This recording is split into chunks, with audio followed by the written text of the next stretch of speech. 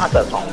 Mike's Daily Podcast. It's FF episode 2694. Mike's Daily Podcast. It's a daily podcast. The last podcast was called Tubers, and I found out a little bit about that kind of thing that I was singing about. It is tubers.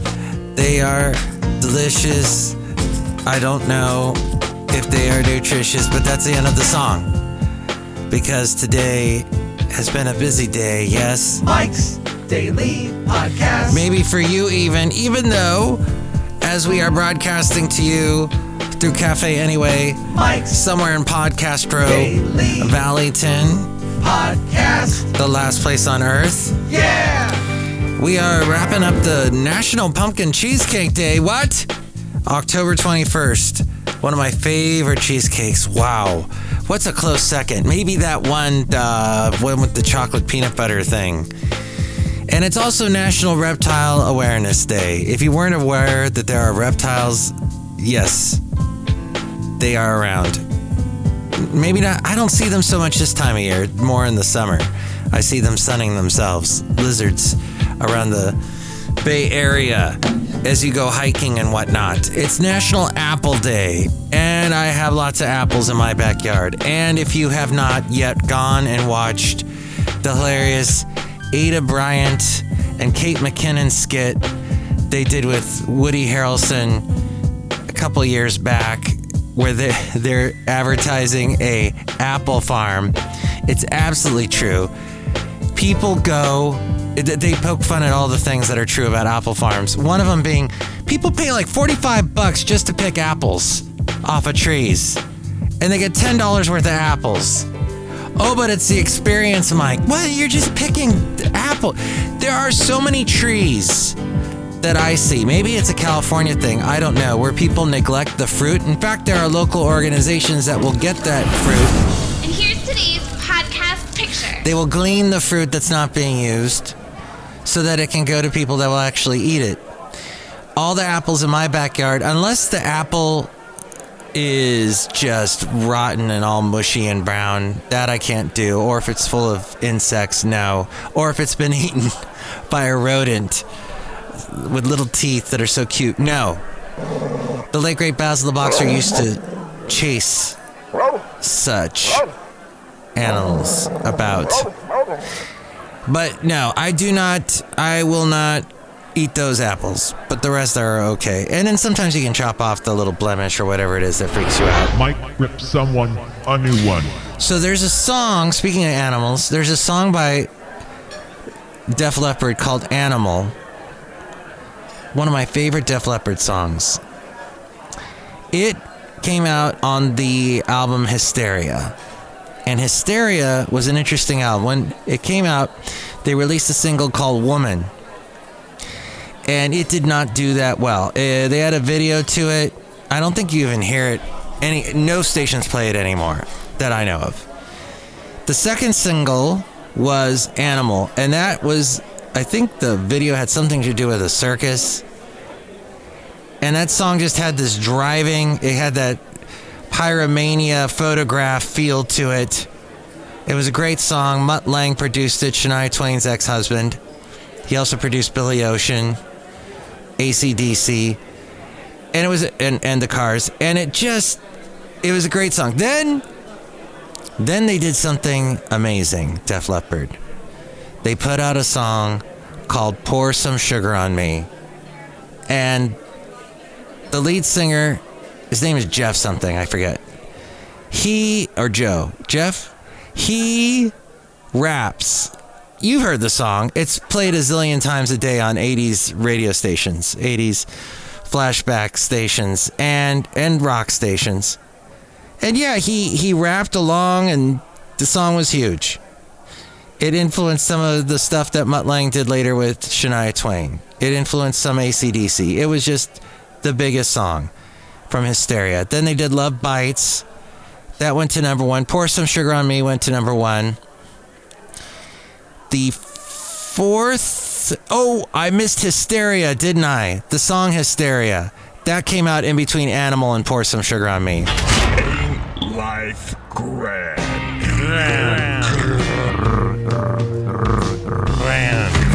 memories because I'm almost 55 and I remember some of the 80s, my friend. And I just remember taking, I had the record for Pyromania. I think I got it from the radio station. And it was a very long album. It was a longer than usual record. They were able to fit more music on it.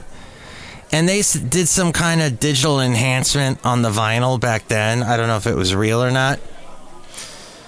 But I remember recording it onto cassette, and then I had a boombox, and I took that cassette and boombox with us, the group of friends that I had, and we'd go to tennis courts that were empty at night, and we'd go out there. My mom had a bunch of tennis rackets.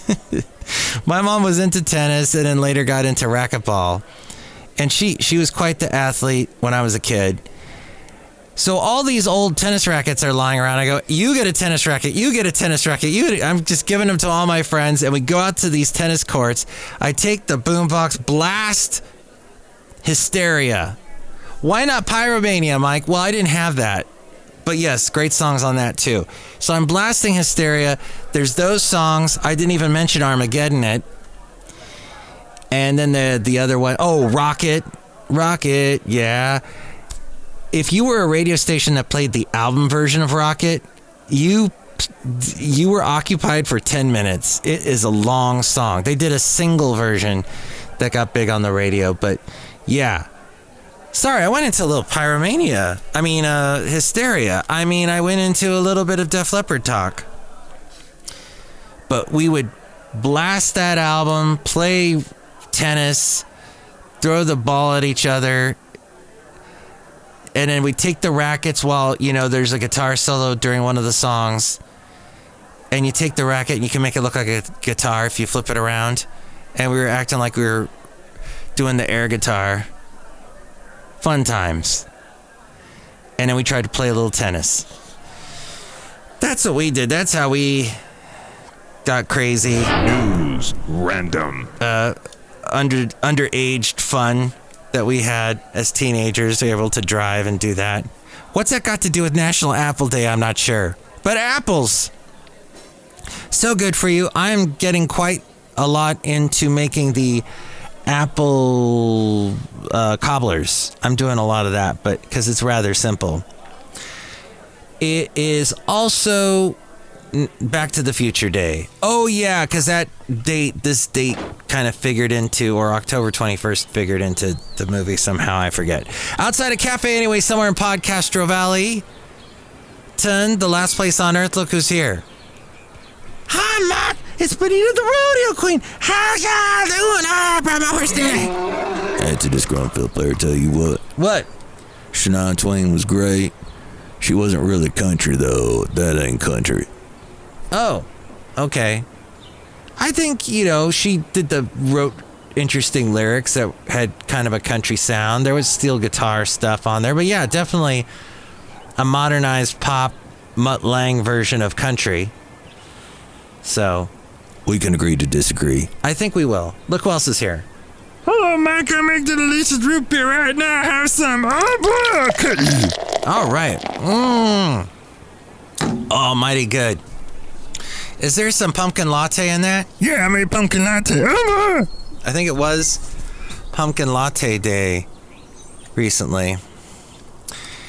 Well, what is on tap for tomorrow? On October 22nd. Aye, that means 1 month away from the 55th birthday. Awesome. Fair and unbalanced. Age is just a number. You're only as old as you feel. All of that stuff, I guess, is true. Let's see. October 22nd. It does not tell me here. Tomorrow. Oh, here we go. I click on tomorrow. I went to nationaldaycalendar.com. Oh, it's National Make a Dogs Day. And we heard the late, great Basil the Boxer. We often went to Half Moon Bay. That's a podcast picture, by the way. 2 years ago. It was very difficult for me to go back to that little beach that we used to go to. I call it Basil's Cove, but it was tough without him. But I started going a little more often 2 years ago. He passed away 3 years ago. It took about a year to really mourn that dog because he was such a good... Dogs can really... Wow. Dogs are incredible. In fact, down at Jack London Square, Jack London, of course, his biggest books having to do with dogs and the experiences they went through and wolves and other canines. Jack London Square had a canine day. Actually, canine.org was down there. I don't know exactly what was going on, but it was... looked like it was... I got there... I was there walking past really early, so I didn't see what they were really doing, but there were a lot of dogs there, and I miss dogs. I'm going to have to, at some point, get another one. But right now, I am happy with helping my neighbor out walking his dog, because they're cool people, and the dog, Roscoe, is really nice. Just want to also mention, if you're listening to this on the 22nd, it is National Mother-in-Law Day. I had a mother-in-law. She was very awesome. I don't talk to her much anymore. She's up in Oregon now, so I wish her all the best, but she is a great lady. It's National Color Day. And do you really appreciate color? If you're colorblind, I don't know if you know what you're missing. I know some people describe it to me as, I work around it. A lot of engineer types I know were colorblind. I don't know what that is, but yeah, it's so important to treat your eyes well and appreciate color, appreciate your sight, appreciate what you have. I guess that's what I'm saying. Hey, real quick before we get into the Let's Go Back with Matthews thing, let's go find some interesting stuff here that Rob Black was telling me about. I produce his podcast, The Rob Black Show. He talks about money stuff. He's on in the Bay Area on AM 1220 KDOW, the business talk station. And he does that weekday mornings. He's also in the Bay Area on TV at 9 a.m. in the 9 o'clock hour on Cron TV. So weight loss drugs are the biggest disruptive technology that Rob has ever seen. Insurance plans could cover blockbuster weight loss medications. GLP-1 drugs, Ozempic and Wegovy, are popular for off-label use for weight loss on average of about 15% or more. GP-1 is a hormone our bodies use that triggers the pancreas to produce insulin. These drugs are owned by Novo Nordisk. In America, 70% of people are obese or overweight. First of all, I just want to thank everyone for joining us here on this show. This is great. But if you get offended, that's the way the cookie crumbles. No. I am a little overweight, and I want to get it off by eating healthier. Don't eat the bad stuff. Stay away from the bad stuff and exercise more.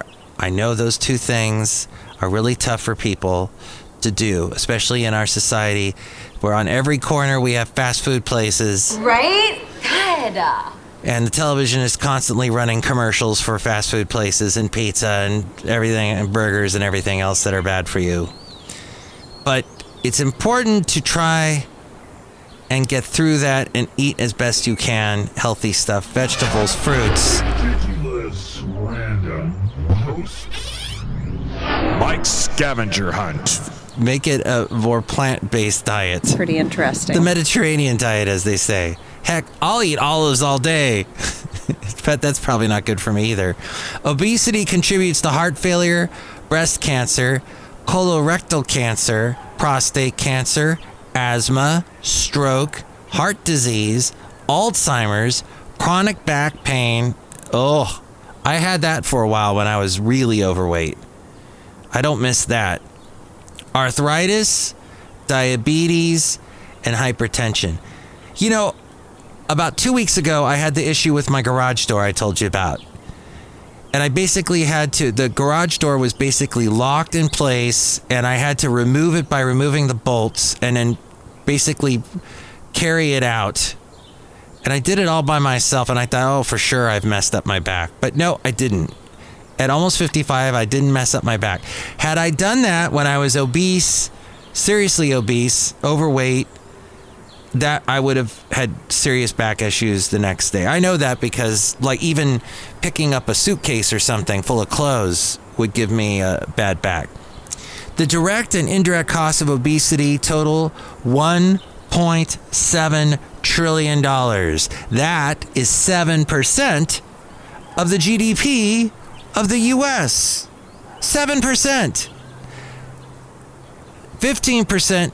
A 15% reduction in body weight would move 43 million Americans out of the obese column. Globally, 800 million people, including 50 million children, are now obese. Globally.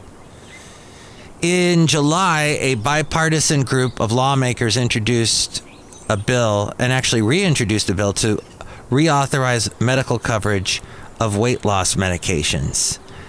This is interesting. Wow, this is interesting. MTV News. You hear it first.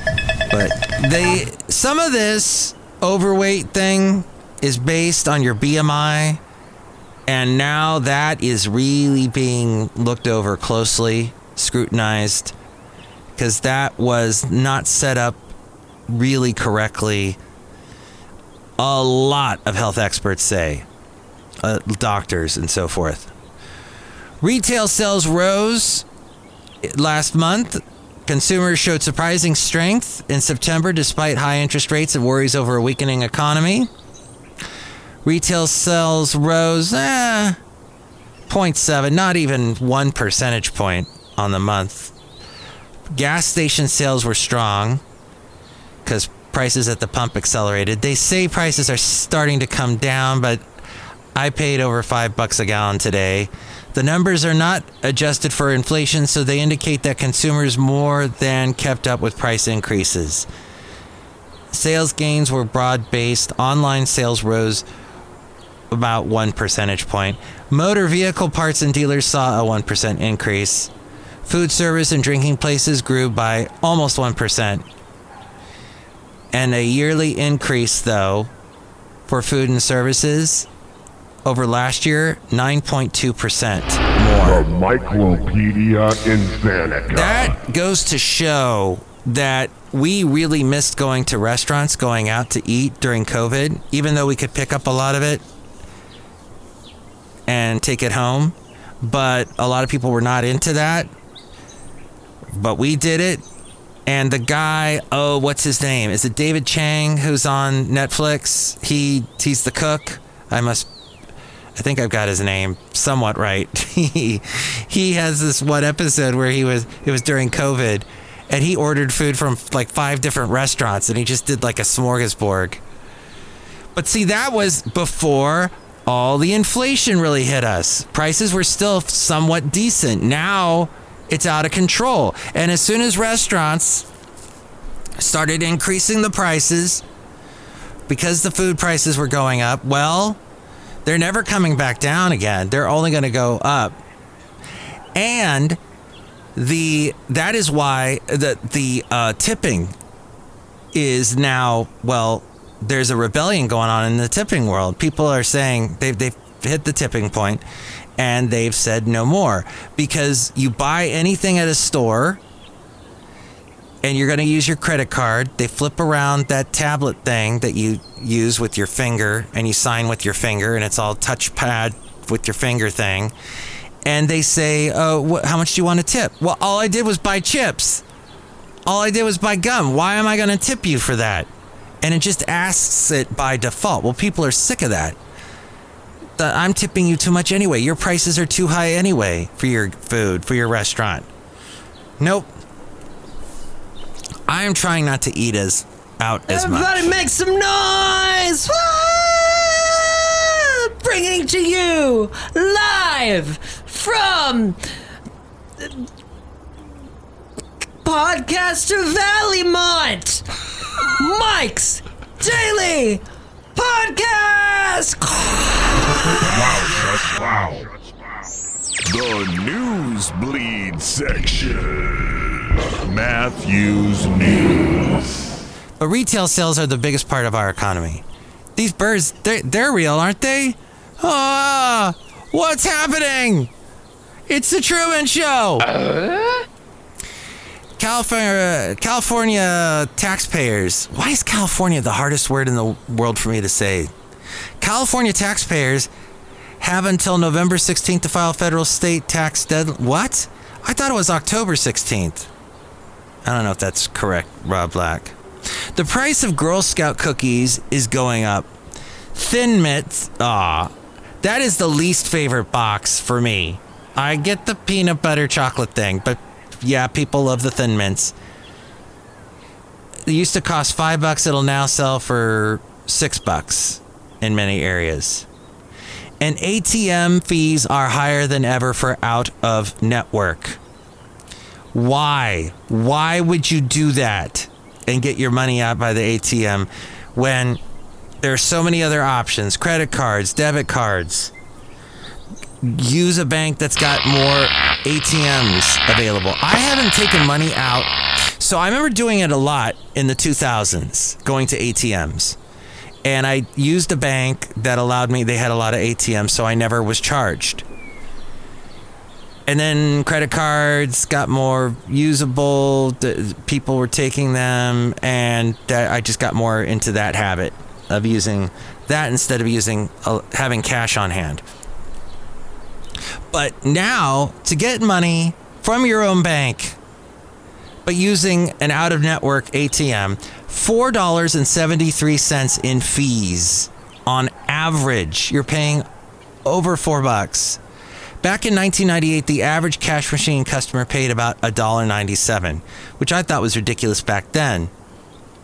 The average rose to $3.74 then by 2010. And then 5 years later, it was $4.50. The mic tip. So, yeah, try your best to stay in network and avoid those fees. Well, it's been a crazy week, and I just got to tell you, I'm going to stop listening. A podcast I used to listen to for a long time. I had to recently unsubscribe from it.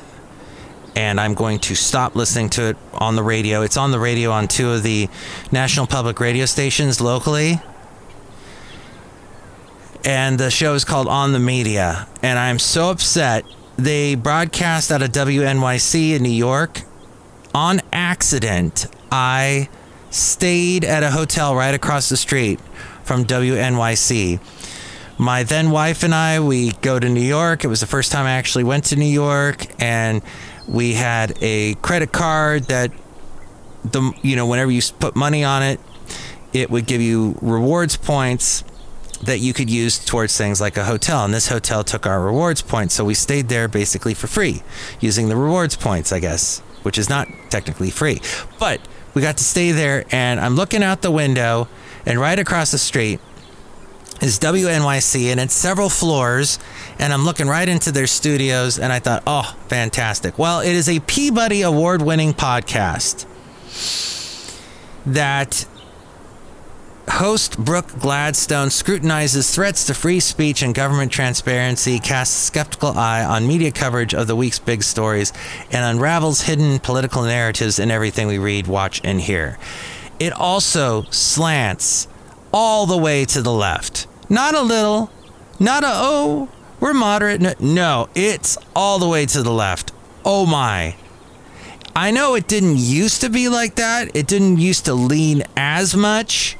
I remember one time, this is, I think in the 90s or early 2000s, they were doing a story on how the laugh track that you heard watching Friends was different from the laugh track you heard on other shows, because they were one of the first to do some like different live audience recording, and the audiences, You could tell because like the old style laughter that you hear like on the Brady Bunch, that was canned, that was pre-recorded.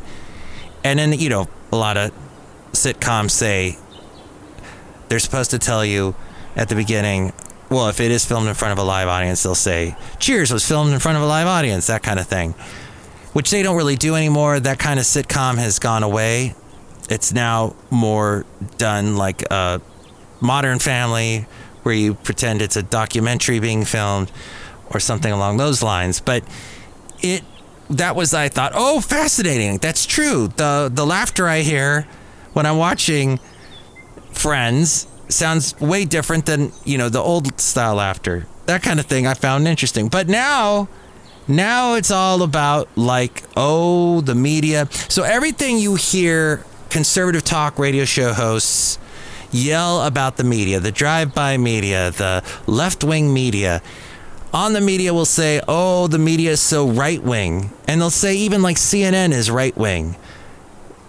And they are very much with this whole Israel Hamas thing going on. They are really saying that they are not telling the whole story, that they are saying that media in general is favoring Israel.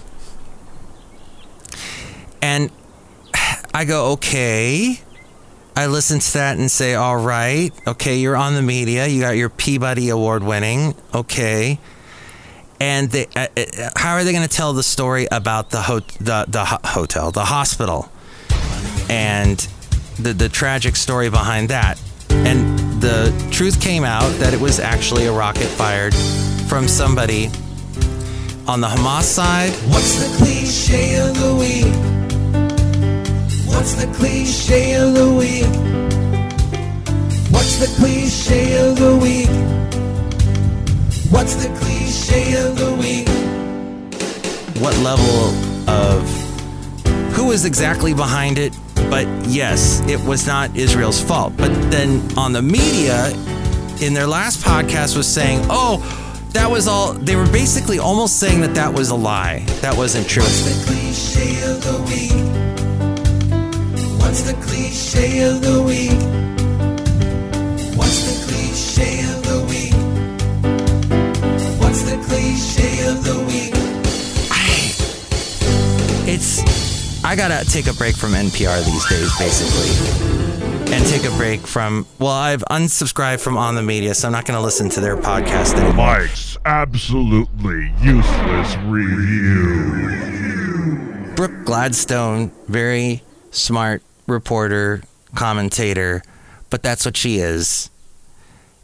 And she bookends the shows now. She doesn't really do much of the interviews. Well, I like The whiny white man wine list. But just what they're choosing to report on these days, I'm just not into it. All right, let's go. It's not really, I don't think it's really what it's gone down. I used to love it. Now it's not what I... Let's go back with Matthew. But hey, let's go back in time, shall we?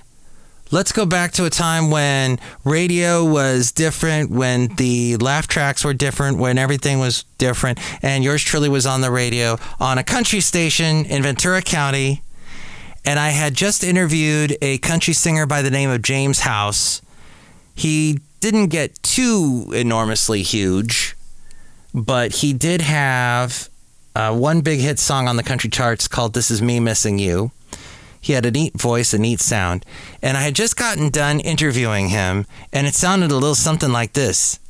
In case... Hello? Hi, Matt. Hi, who's this? This is Bob. Hi, Bob. How you doing? You let this guy on the radio? Hey, they let anybody nowadays. Yeah, just listen to Rush. But anyway, Bob, what would you like to say to Mr. Yeah, just listen to Rush. But anyway, Bob, what would you like to say to Mr. House? I'd like to ask Mr. House if, are you guys going to be at FanFest? Call me James. Yeah, we'll be at Fanfare this year, yes. Oh. On the Epic Show. No, FanFest. Oh, no, I'm not sure about what FanFest is. Is that here? It's the LA County Fairgrounds. I don't think so. We'll be with Trish Yearwood out on those dates out on the East Coast, I think. But, okay. Well, thanks for asking. if he comes by, we will definitely showcase him on the concert calendar, KA Concert Guide. We'll let you know. And it's line 3. Should I put line 3 on too? No? Okay. Avoid line 3. It's some prank caller. All right. Well, guys, you can go now if you want. Thank you, James. And we'll have another 10 in a row for you next and start taking care of dedications. And we'll kick it off. Let's see who we got. We got Brooks and Dunn coming up. Once again, thanks to James House. We want to thank you for stopping by. Folks, they are literally walking out of the door playing. It is the Traveling Blues Band of Delight, ladies and gentlemen.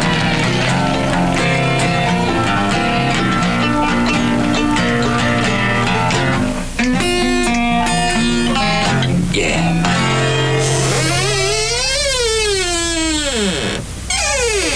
Hi, this is Jim Black on Beach, Arroyo Verde Park, Pierpont Beach. 10 in a row! And it is 10:53. Good evening, Matt Michaels. Got another 10 in a row for you here at the KA Santa Fe Cafe. And we're going to take care of your dedications at 656 or 650 KHAY on Country 101. Matt Michaels!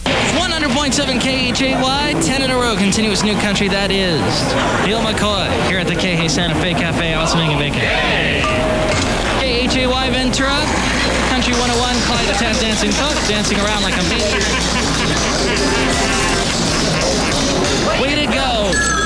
Hello, who's this? Hey, Matt. Hi, who's this? It's Bob. Hi, Bob. Did you enjoy talking to James House? Oh, that was great. What? It's great that you guys can actually get the people there. Yeah. Oh, well, they come here. They love the Santa Fe Cafe. Oh, do they? Yeah. Oh, that's good. It was a real loose show. James was as much of the host of the show as I was. Oh, good. In fact, I was more of a passenger than a host. Hey. Johnny Carson would never want me on his show. Oh, well, you never know. No. Bob, I know. What would you like to hear? How about going through the Big D dance thing? Oh, you got it. Excellent suggestion. Have a good night, Bob. Is that going out to is that going out to anyone? Just, no. Oh, okay. I always ask that just in case. Well, I've been there, done that, so, you know. Okay. I just like the song in the dance mix version. Well, thank you, Bob. George Strait on 100.7 KHAY. 10 in a row, continuous new country. You can't make a heart love somebody. Well, Friday nights are usually amateur night here at the KA Santa Fe Cafe. We've been talking to James House tonight. We had like a full concert for almost an hour with him. And, well, we do have a performer who's going to sing for us now on amateur night. Go ahead. Mom, oh, man, sorry, I just got so nervous, I guess. Let's see. Mom was... Oh, man. Surprisingly enough, Garth sings just like that. Bob drove... Wow. See, we had fun with the listeners. That Bob, was it Jim? Bob? I forget. I should just hit rewind and find out. But he liked the song Going Through the Big D, and I don't mean Dallas. Of course, he's talking about divorce. That was a great song for Mark Chestnut. It was a fun... Used to play that all the time around that time. That was about 95, I think. So almost 30 years ago. And if we go back a little bit further to 1989, yes, in the 80s, where we started this whole thing off about Def Leppard and whatnot. Yours truly was on the radio at a station in Santa Barbara called Y97. I told a very interesting story about that, what happened there, and some of it is there recorded on Wikipedia. I did not write that Wikipedia entry, but definitely could concur a lot of what they were talking about did happen. And the station is gone now. It is now a Christian station, Christian music station, part of the K-Love network. But here's a little bit of Y97 in 1989, and I am super young here. I'm in my 20s. From Dino and a song called 24/7. Well, that's going to do it for me, Mike Matthews, and good luck to you on this Super Bowl Sunday. If you have money on the game, I hope you win. But, you know, we all can't win. Some of us are going to lose dearly, and we're going to lose lots of money. Not me, though. Well, we have a special Martin Luther King special on Santa Barbara Speaks Out coming up now with Tom Carroll, so stay tuned for that. So this is Mike Matthews saying have a great Sunday and goodbye. Y97.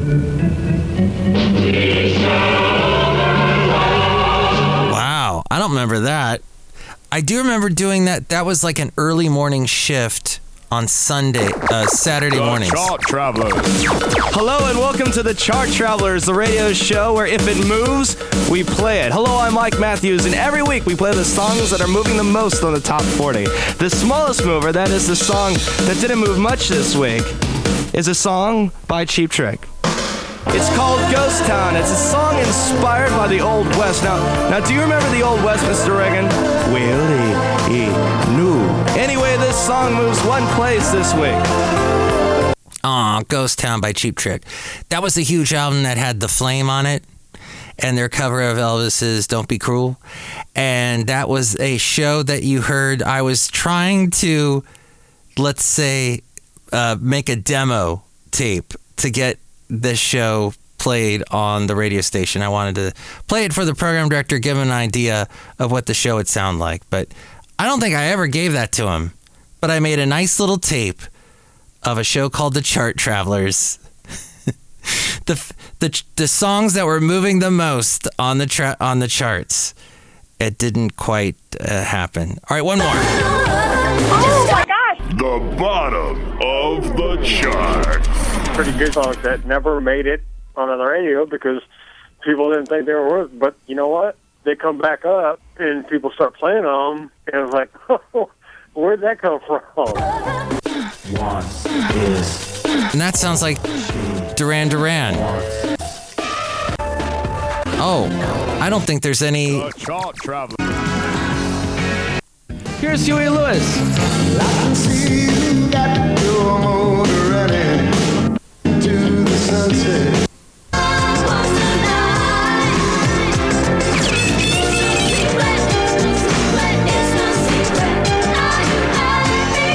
KHDY Y97 with the latest from Kylie Minogue. It's no secret. I'm Mike Matthews, the early morning substitute disc jockey.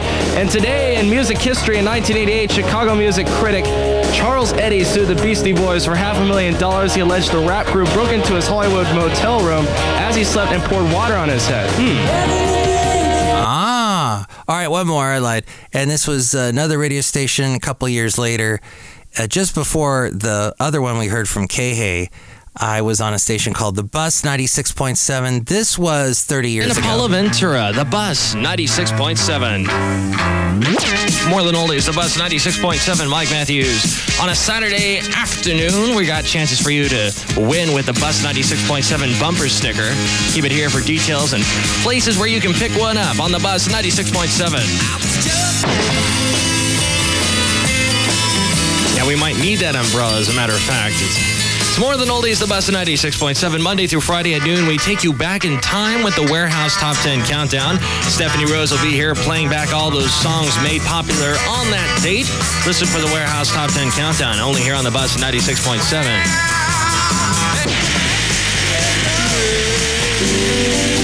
KXBS, Santa Paula Ventura, The Bus 96.7. Yes, it was kind of an oldies station. And that doesn't exist anymore either. So thanks for going back with me, Mike Matthews. Let's go back with Matthews. If you would like to chime in about any of the stuff we covered on today's show, you can call me. Call Mike at the Café Anyway hotline.